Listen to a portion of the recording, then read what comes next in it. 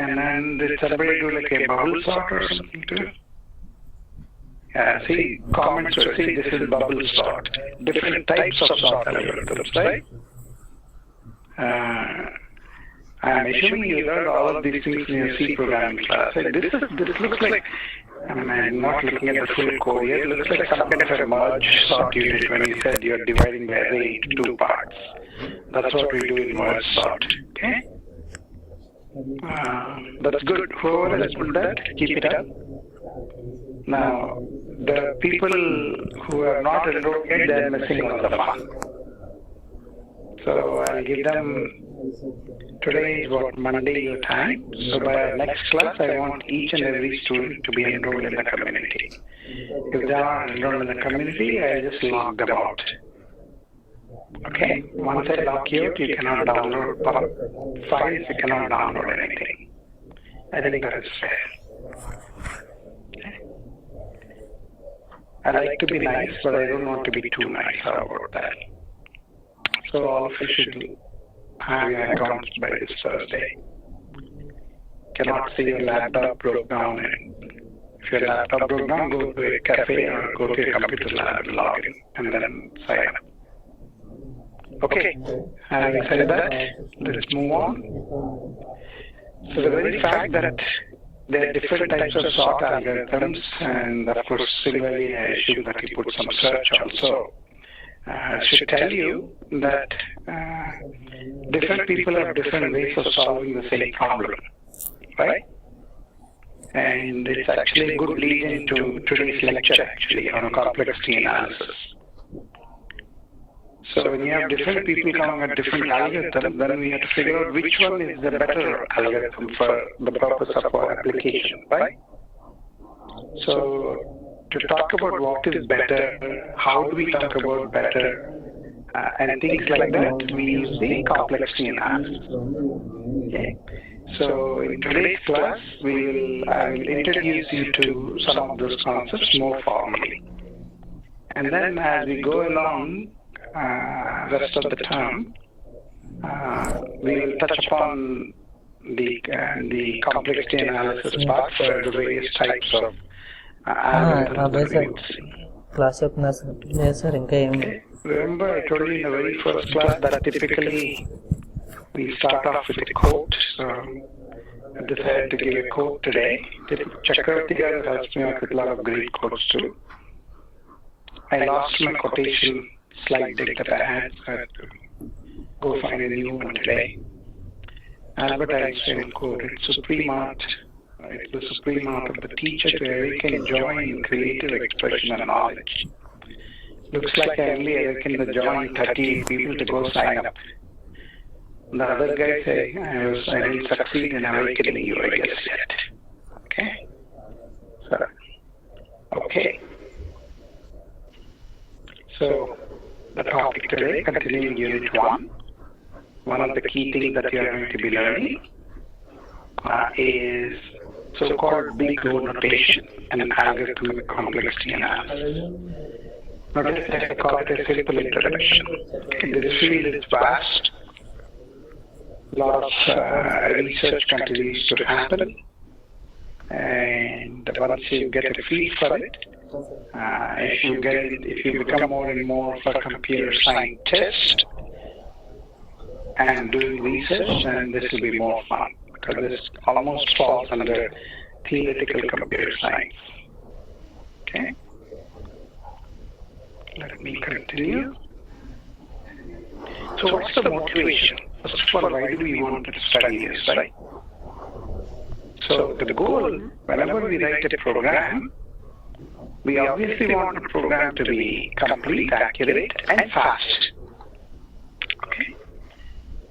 It has to be complete because if it's not complete, that means it's not meeting the requirement of the customer. Right? It has to be accurate because accuracy, without accuracy, it's about quality, right? Accuracy is part of giving a quality program. And last but not least, it has to be fast because if it takes 1 hour to execute a simple thing, then the client will be very unhappy. So motivations, we want to write these things and we have to run fast. And then in complexity analysis, why we want to do this? Because we want to measure how fast it runs. That is one thing. Okay. However, it's not always easy to measure, and measurement gives a very misleading data. Okay. I will not get into too much detail here, because it's very easy to write a very bad program, but still make it run faster depending on the type of computer architecture that you use. Okay, a bad program can run faster using assembly language. A good program can run slower using a high-level programming language. Okay? But that's not what is relevant to studying the complexity of an algorithm. Okay? So we want to compare algorithms not by executing them. Even at the design stage, algorithm by default means design, right? We're designing a solution. So you want to compare different algorithms at the idea level itself. Okay, that is the key thing for algorithmic complexity, study of algorithmic complexity. And by doing some analysis of that, we can measure how fast a program is when it performs a computation. Then you're not actually running it. By looking at the piece of your algorithm, you can tell whether how fast it runs. Okay? And then, in addition to that, if you look at the last bullet point here, it's also a tool that allows us to explain how an algorithm behaves as the input grows larger and larger. So we always avoid some function n, as n is the input side. As n grows larger, how would the algorithm behave? That is what is interesting to us. Okay?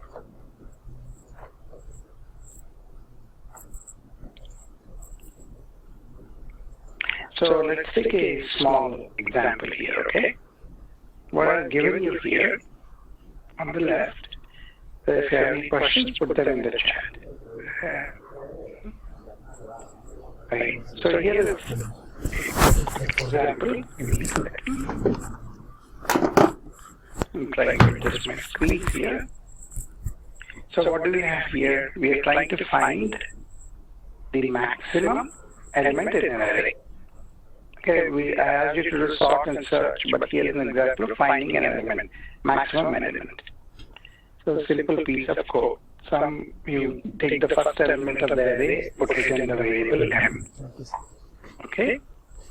By the way, all these would be posted again. When I say unit 1 slide deck, I keep updating it, and then I keep uploading it. So don't assume that since last week you downloaded my file, you don't have to download. I just keep adding. So every week you may want to download the updated slide deck. And some of you are writing, but these types of things you don't have to write. Sit back, relax, enjoy. Because everything is there in the slides and your own thoughts and notes. You don't have to copy the slides. So what do we do here? So I put the thing there, the first element of the array variable m, and I compare the rest of the elements to m.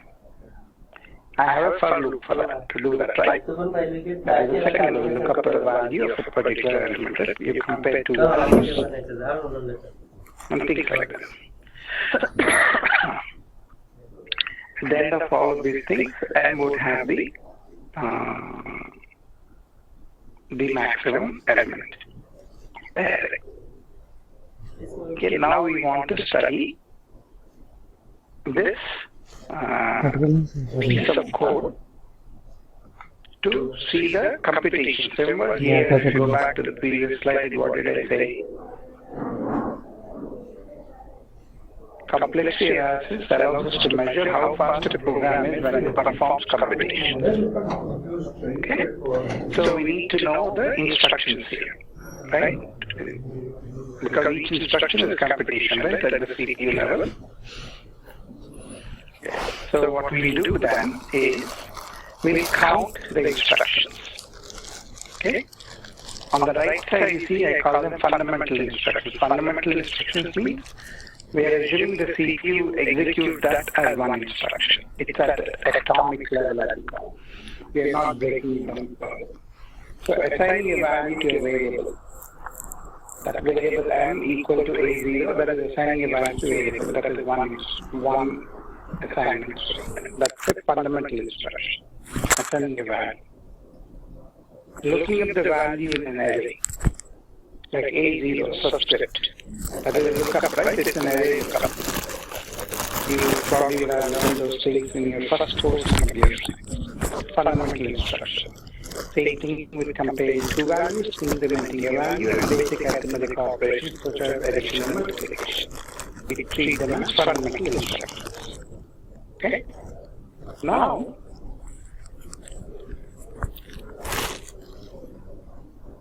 let me count how many instructions this program has, because the goal is to compute the number of instructions, right? Okay. So, if you look at variable m equal to a0, that takes two instructions. Why? One for lookup, in a0, you are looking at an array element, that is one instruction. Remember, I gave you on the previous slide the fundamental instructions, right? So, based on that, lookup is one fundamental instruction, assignment is another one. Total is 2. Now look at the for loop. Okay? So if you look at the for loop there, if you look at the initialization code, it always runs. You know that from programming 101. You always see programming. When I have for loop, we run it, right? It has to always run, and then it has, if it runs means it has two instructions that we have to count.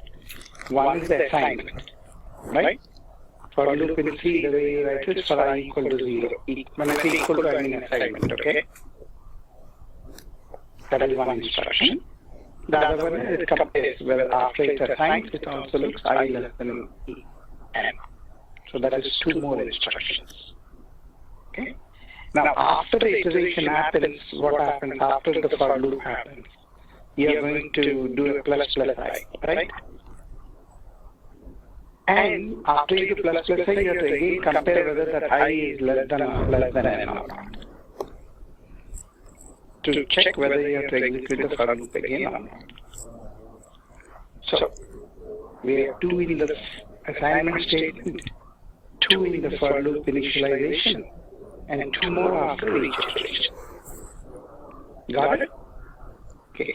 Now let's see what happens.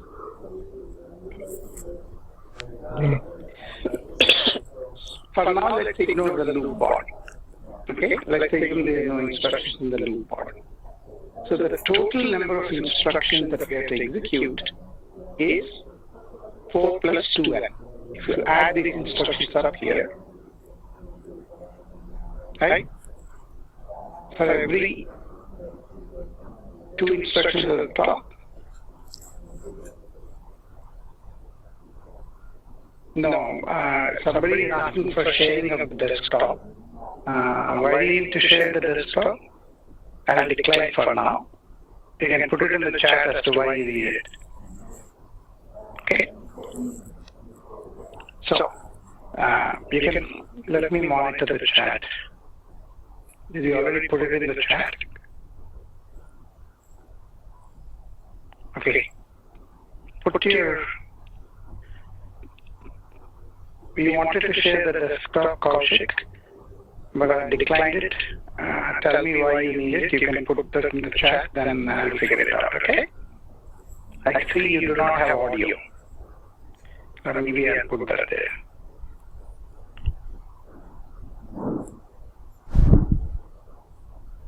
And let me put it here. I denied passing control to you. Put your question in the chat. Okay, I'll continue. You see how we got 4 plus 2n, right? 2n is because when this for loop is executed, for each for loop, minimum is 2 instructions. Right? If you add all these things up, the total number of instructions would be 4 plus 2n. As a function, we express this as fn equal to 4 plus 2n. Okay. Any questions so far? Let me pause here for a second. If you have any questions, put it in the chat. Then I will be able to answer before we proceed. Okay. Now, let's look at the instructions in the for loop also. Okay, that means in the body. In the body, you have this set of instructions. If AI is greater than or equal to m, that is two instructions. One is the array lookup, other one is the comparison operator. And again, m equal to a, two instructions. Okay, that is inside the for loop. Okay. Now here is the interesting scenario, right? If you look at, if I give you two arrays, A1, 2, 3, 4, and A4, 3, 2, 1, and I ask you to execute this piece of code, which one would require more instructions?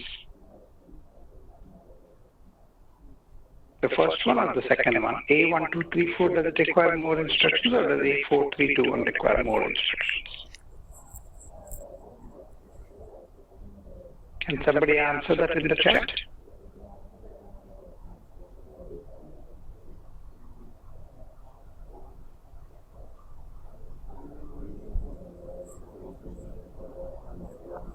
AI is greater than or equal to m, because the next I m, because m has 1 to begin with. So now A1 is 2, so A2, the value there would be, or A1, the value there 2 would be greater than 1. So then you go inside the loop there and you say m equal to AI. So the A1, 2, 3, 4, you're executing this two instructions extra every loop, right? M equal to AI. Whereas the array was given as 4, 3, 2, 1. Okay, this one would not, the m equal to AI would not get executed after the if, because this condition would be false. You would not do that. Okay. So depending on how the input also is, we don't know, right? But when we are doing the analysis, we always do what is known as worst case analysis, because you don't know how the input is going to come. Let's assume the input comes in the order of A4, 3, 2, 1. Then your program will execute these two additional instructions which are inside the after the if statement. So if you're doing that, then if you count the total number of instructions, you're adding these additional instructions too, right? So if you count all the instructions, the value would be 4 plus 2n, because these 4 instructions are inside the for loop, right? It's a for loop body. The for loop will execute n times, that is 4n. So you get 4n here. Ignoring the for loop body, we calculated the total number of instructions as 4 plus 2n. And then by adding the for loop body instructions, we add another 4n. And the total becomes 6n plus 4. Because the for loop repeats n times. Okay? Now, class moderators, facilitators there, please ask your students, because I can't see the videos for all the people here. Do they understand this far? Because this is critical. No, I will not pass the remote control to Kaushik College of Engineering. I put it in the chat. Why do you need it? Okay, I'll pass the control to you. Tell me what you want to do. The people, please hold on. Kaushik College of Engineering wanted the ball. So I want to see what they are trying to do.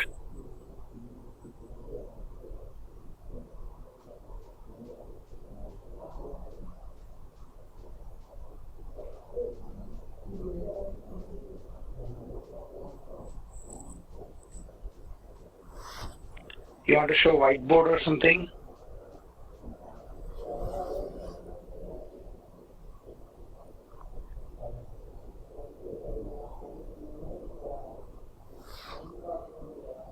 Are you trying to see your videos? So So at this point, what I'm asking you to do is just do a quick show of hands to the participants, right? Because I can't see any videos here of any participants.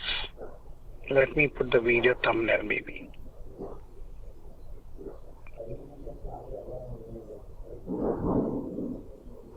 Okay, I still get the WebEx application error. Okay. Okay, let me take a screen grab of this. Give me a second.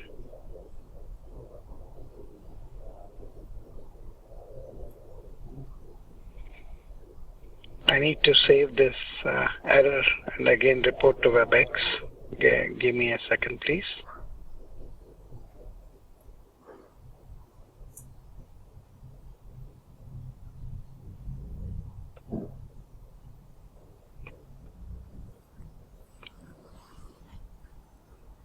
Instructions, right?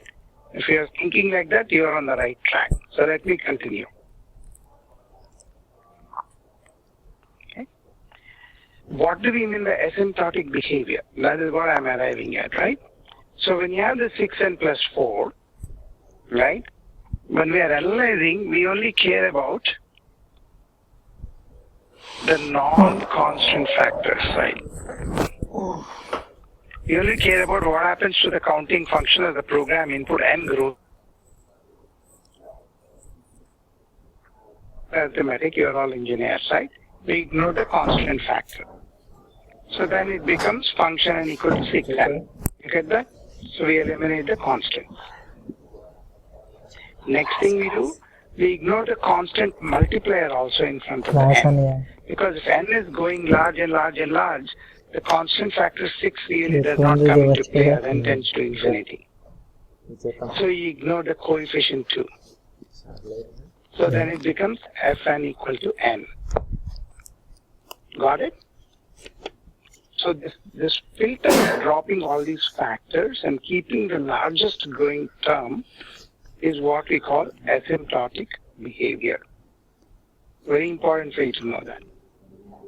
Knowing how exams are given in India, I can tell you some smart Alex faculty member would put a question for you in the question sheet. Hey, how do you define asymptotic behavior? Give us an example. So this is what it means. So we are ignoring the constant factors. We are only focused. Whenever they ask me to give an answer, I always give two things. What it is and what it is not.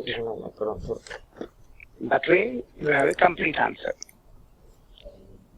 Okay, so we focus on the n, and at the same time, we ignore the constant factors and other multiplication factors. That is asymptotic behavior. Okay? Now, here are some examples for you. Notice one thing, I'm going very slowly. Somebody is saying, okay, let me ping.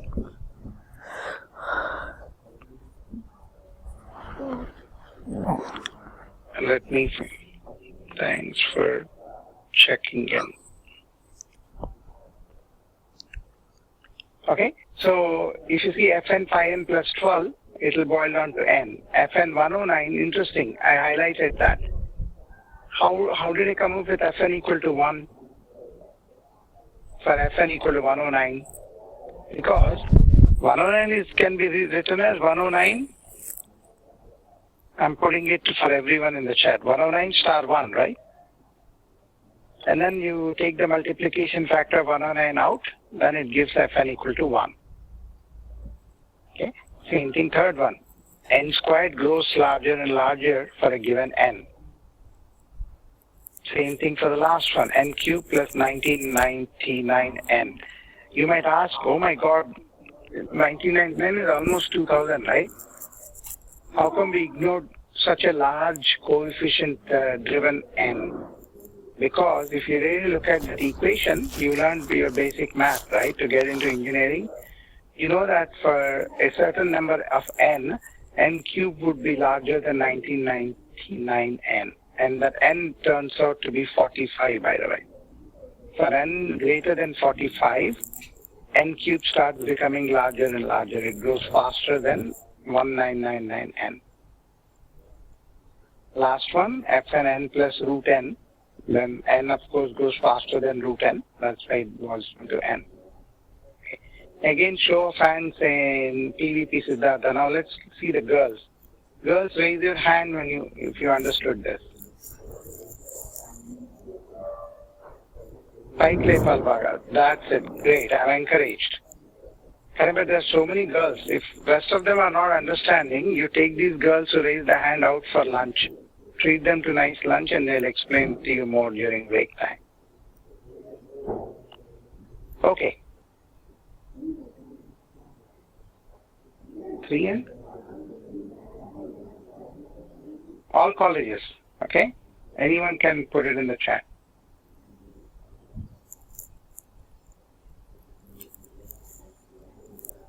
Again, when I ask a question, I expect a response.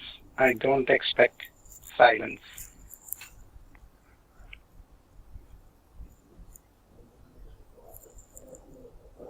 The only person who I don't expect a response is when I raise a question to my wife. Other than that, I expect a response.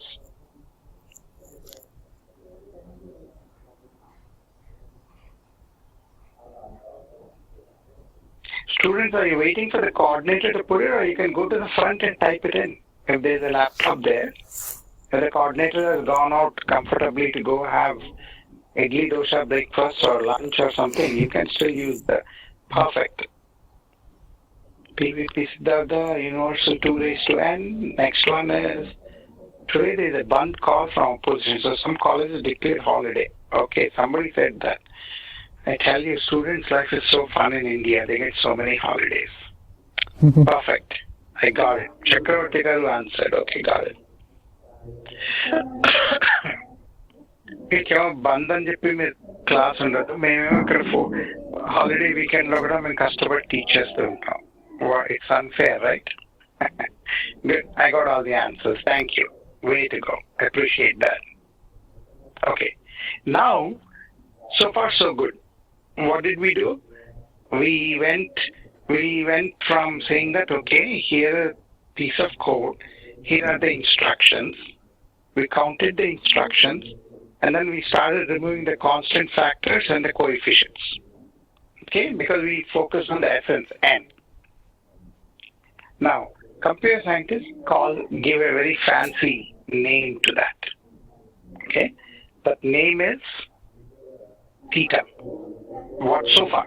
There are other notations too, I'll introduce. Remember the Greek alphabet? Alpha, beta, theta, all of that stuff I forgot. Okay, I only remember it whenever I have to teach a class. After I teach the class, I forget all this notation. Okay? So, when we have figured out the exact such as asymptotically, we say that our program is theta of Fn. Definition. That is definition. Be very careful.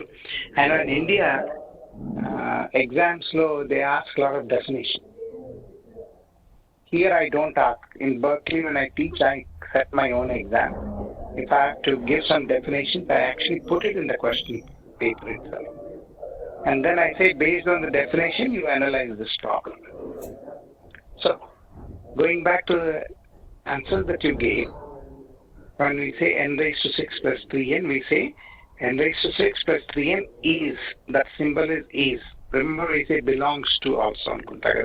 In set theory, that symbol. It is a theta n raised to 6 function. Okay, it's a theta n raised to 6. 2 raised to n plus 12 is theta of 2 raised to n. Okay, got it? So we call this function, that is what we put in theta of whatever you put in here, right? That is known as the time complexity or just complexity of our algorithm. Okay? Now, further, when you say an algorithm is of theta of n, it is of complexity n.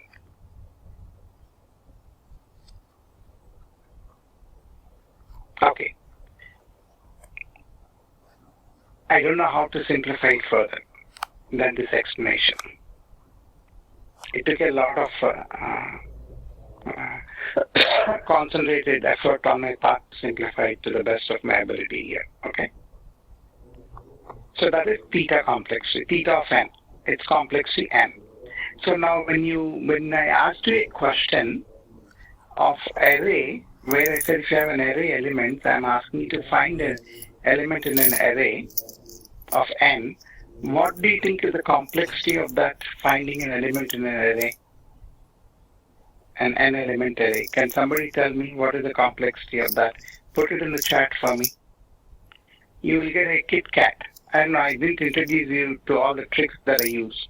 Usually I ask faculty members to buy a bag of Kit Kat Zuppe Indiana, or some other nice Cadbury chocolate. Whenever I ask a question in the classroom and somebody answers, they will get a Kit Kat or a Cadbury chocolate. Then students will start answering. Okay, right? Okay, so what is the complexity of that array where I said, hey, finding an element in the array? You folks wrote the code in the community.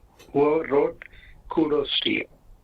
Okay, fantastic job. You were sincere in trying to do that. Somebody put the answer n, order of n. Correct. Because what is the worst case? Remember, you're always looking at the worst case in a way.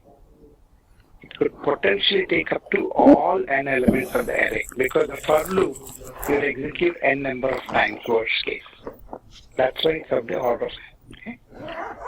Okay, so this is theta. Now let's go carefully. Couple of more notations will come and you will have fun. Okay.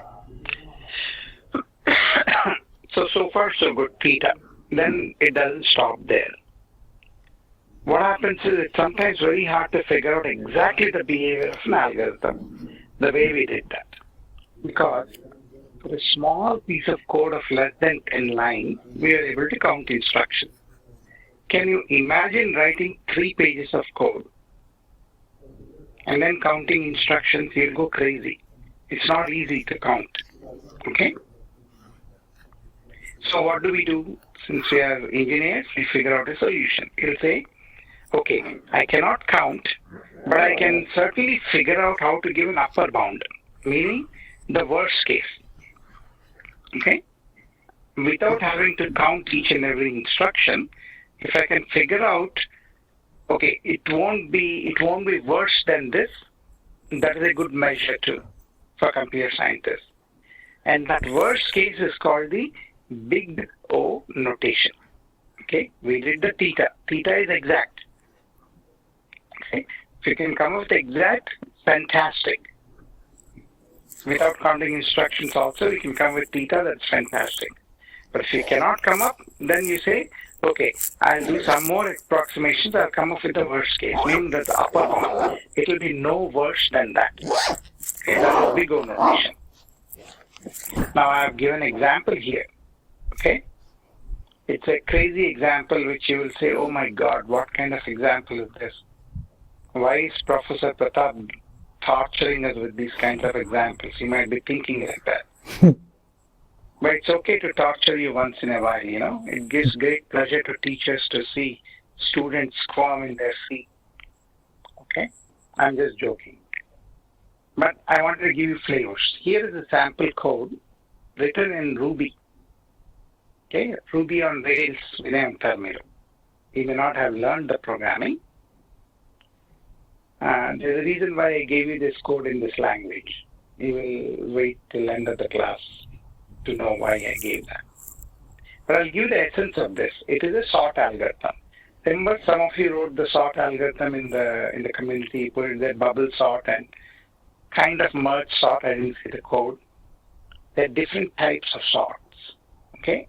Insertion sort. I think one of the students put insertion sort. This is called selection sort. So you are given an array of numbers and you are sorting those numbers. This program does. Okay, I give you explanation in this program. Okay, what is that program doing? That particular program. It finds the minimum of the array. And the array is A. So you are given A. Okay.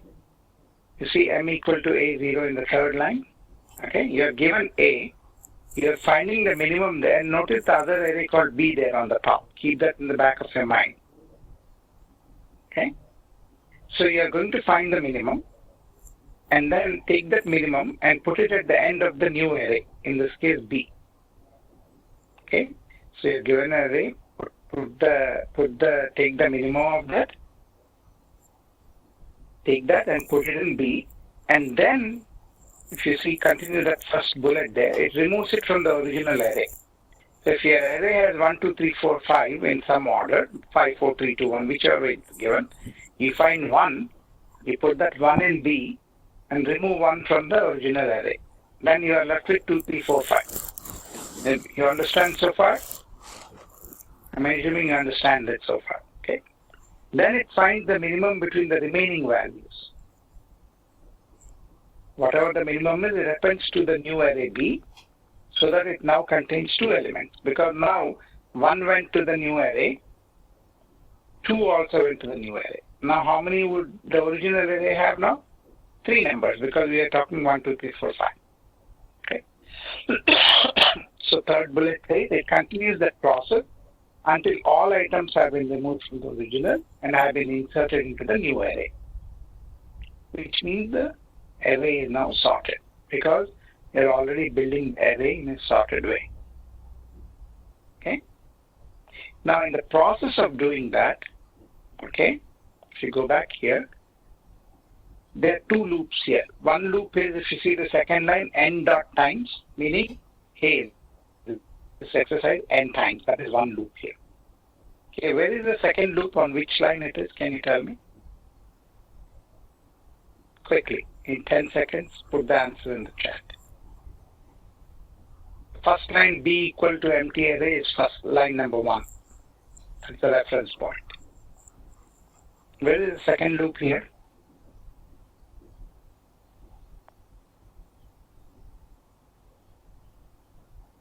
Just apply common sense logic. You should be able to find it. You don't need to know the programming language Ruby to figure that out.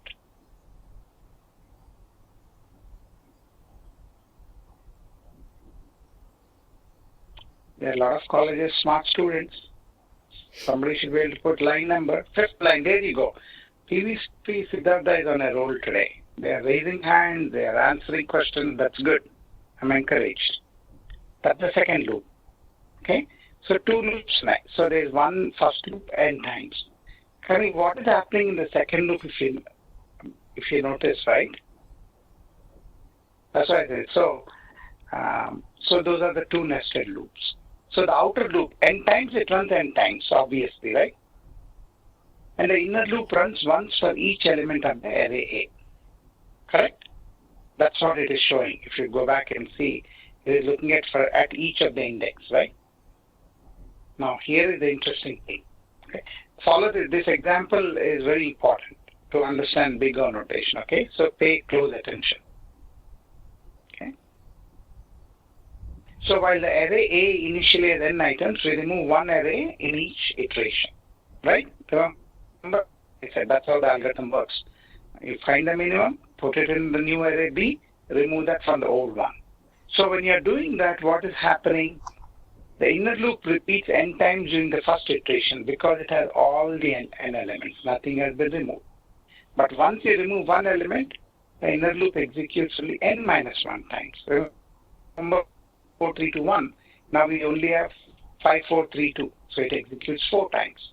Next time, 2 is removed, it executes 3 times. So it always is going down. So for every 1 iteration of the outer loop, you are having n minus 1 iterations of the inner loop. N to n minus 1, n minus 2, all the way to 1. Okay. Now what does it mean? So now you want to evaluate the complexity, right? What did we do?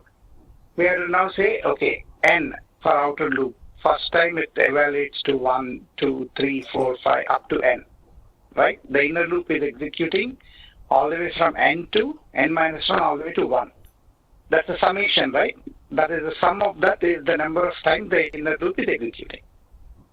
Correct? It's complex stuff. I mean, it's a progression. You know what the formula is, n into n plus 1 over 2 anukuntam.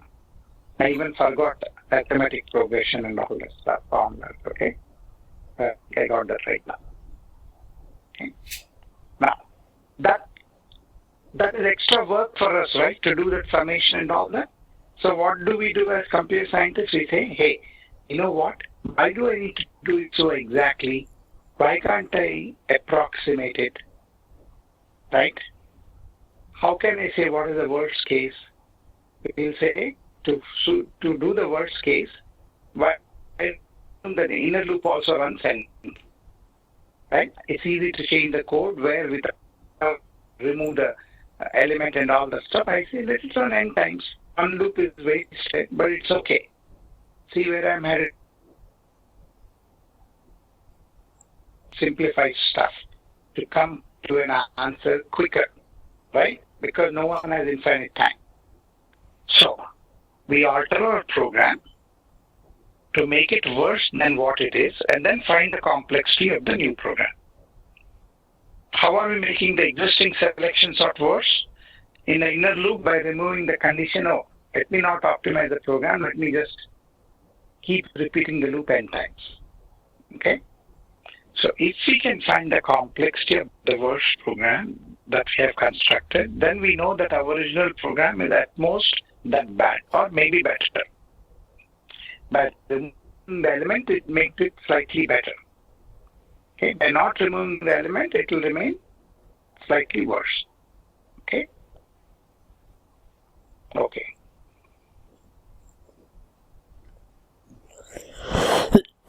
So, I gave a food for thought, but I gave you the answer actually. I'm saying think of the way to edit this example program to make it easier to figure out this complex. I gave you the answer saying that, instead of removing the element from the array and all that, just keep all elements like that every single time. Don't remove any element. Once we do that, somebody put an answer n squared, that is good. Got it. Okay. That is what we did here.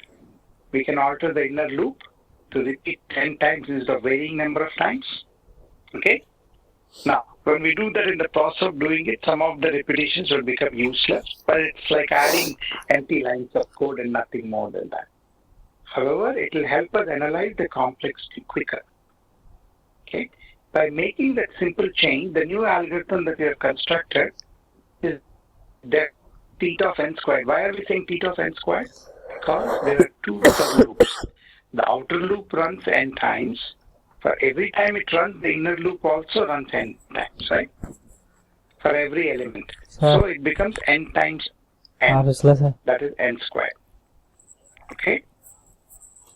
Now, since we have made the program worse, we also say that by making the change in the algorithm, we say the original algorithm is also big O of n squared. Okay? We say big O n squared because we have approximated that. We have modified the code slightly to make our algorithm we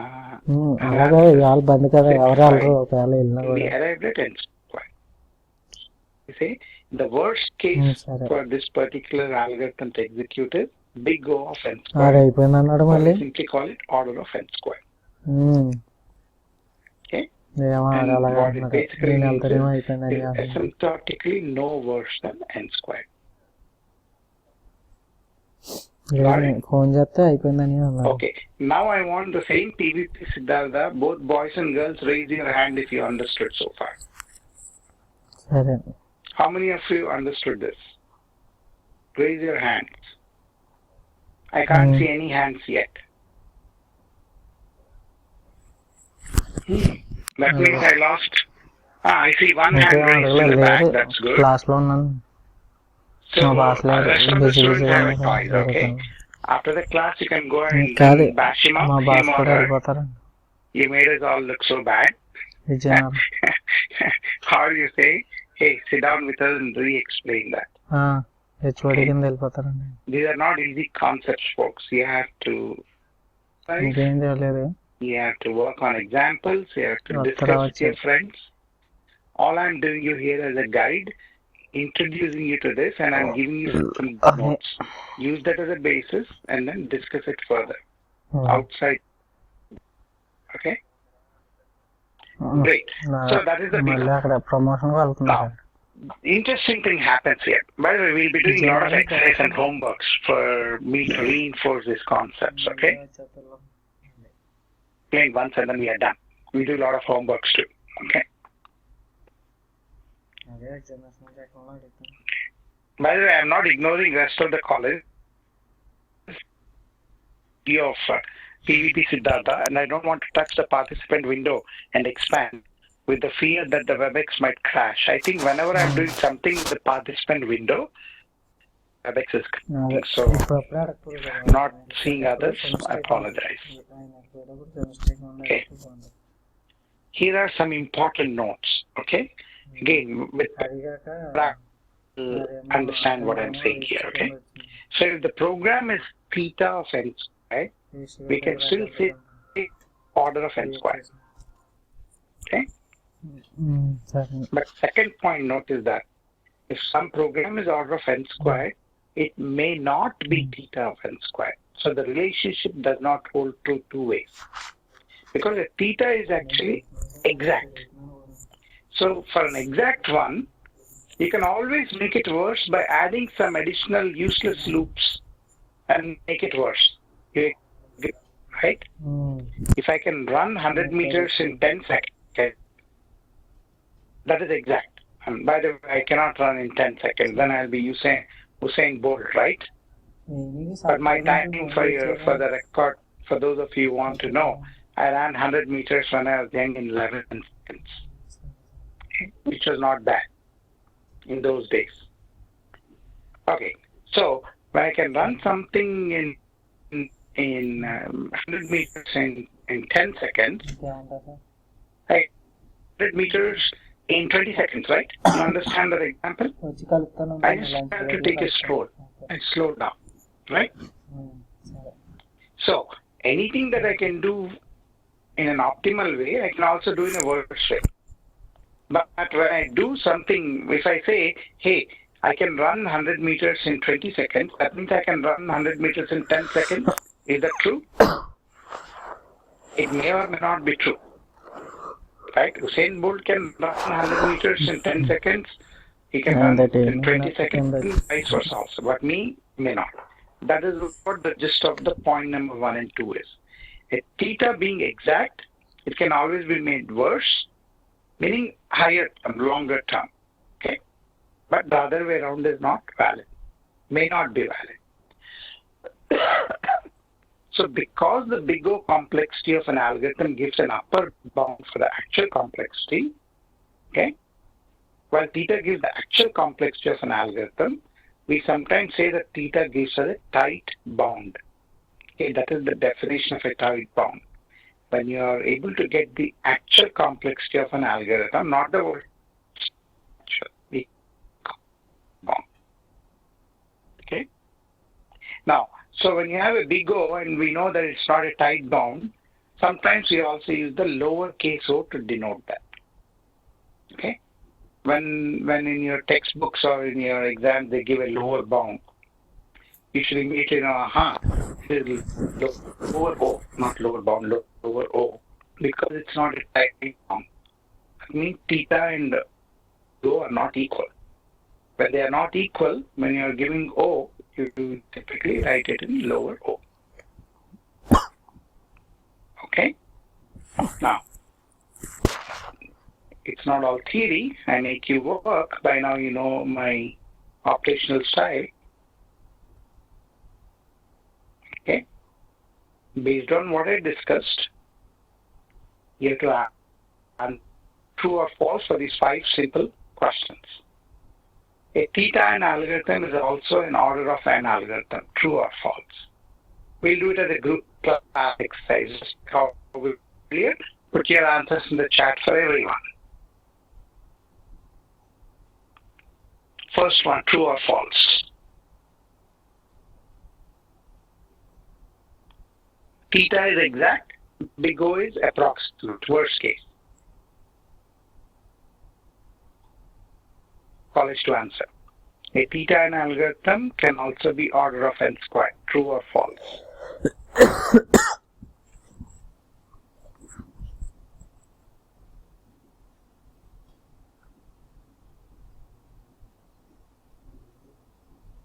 What about the fifth one?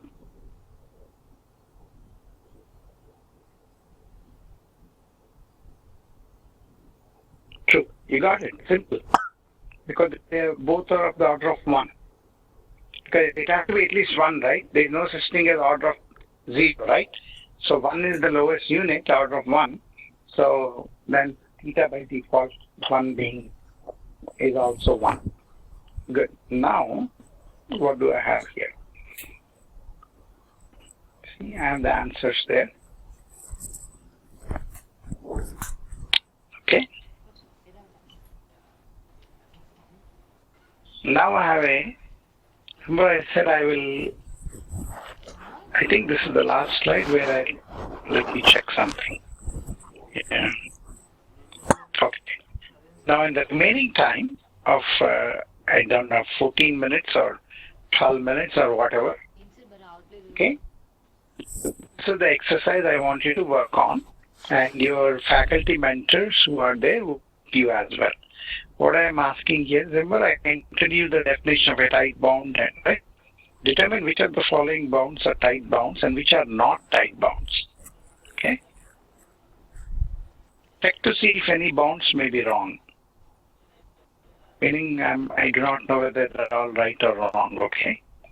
Use the small o notation to illustrate the bounds that are not tight. Remember I said when the bound is not tight, you make the big O to small o. Okay? Bunch of things here, right? You have, if you take theta an algorithm for which we found an O and upper bound. Okay? Is the tight bound or not? If there are no tight bounds, for those things which are not tight bounds, change the big O to small o. That is what this question is asking you. So there are five questions here, 2 minutes per each, right? And you're done with the class. And then the other exercise, take-home exercise for you, this slide in a minute, is the take-home for you is, remember the thought that I showed you in Ruby? Excuse me. I want you guys to pair up in teams of 2, write selection sort algorithm in any language that you like. In C programming, go ahead and write a selection sort algorithm in C programming. Okay, that is your take-home exercise.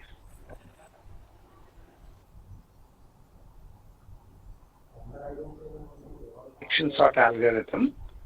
Review rest of the algorithms in sorting.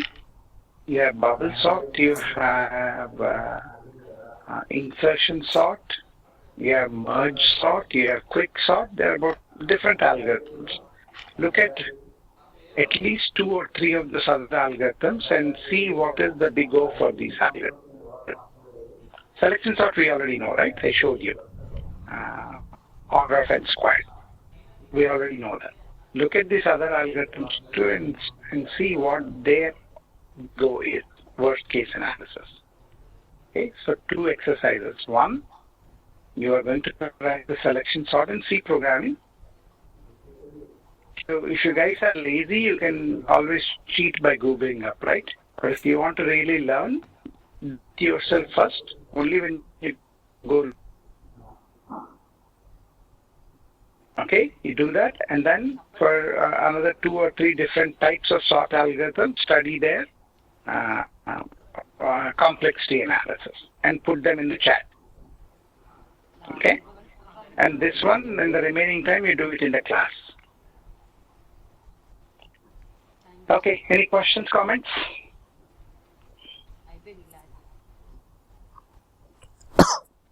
As for the O, you have n cubed. Correct, you're right.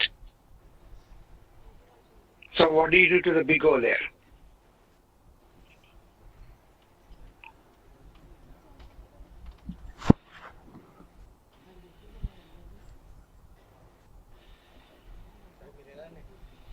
There you go. You got it. See, that is what this is asking. So other students, now you can see the answers there, how they answered from Universal College there. So it can only be, O can only be worse than theta, right? So 1 is better than n. So it cannot be a true statement. It's a wrong statement. You got it.